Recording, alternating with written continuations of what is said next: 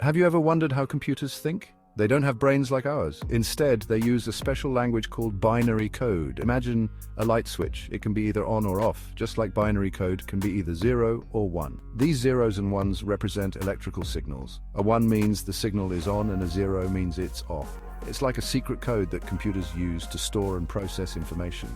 Everything you see on a computer screen, from words to pictures to videos, is made up of these tiny bits of information. Amazing, right? Now, you might think that using only zeros and ones would be limiting. But believe it or not, computers can create anything using just these 2 digits. It's like building a giant Lego castle using only 2 kinds of bricks.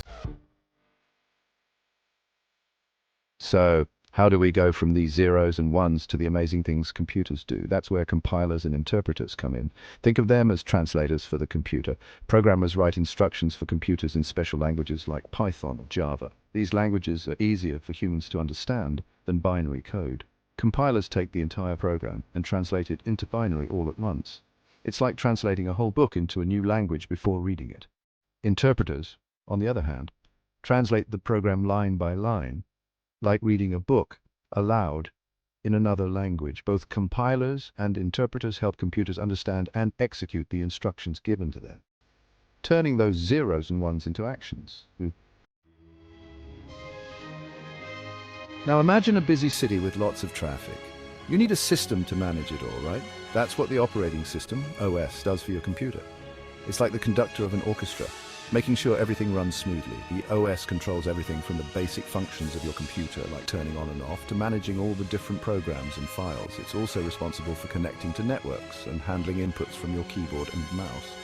Without an operating system, your computer would just be a bunch of useless hardware. The OS brings it all together, allowing you to interact with your computer and run all your favorite programs. Let's look at a real-world example, video games. When you press a button on your controller to make your character jump, a lot is happening behind the scenes. First, the controller sends a signal to the computer, which is translated into binary code. The OS then interprets this code and sends instructions to the game program. The game program, using its pre-programmed logic, then tells the graphics card to display your character jumping on the screen.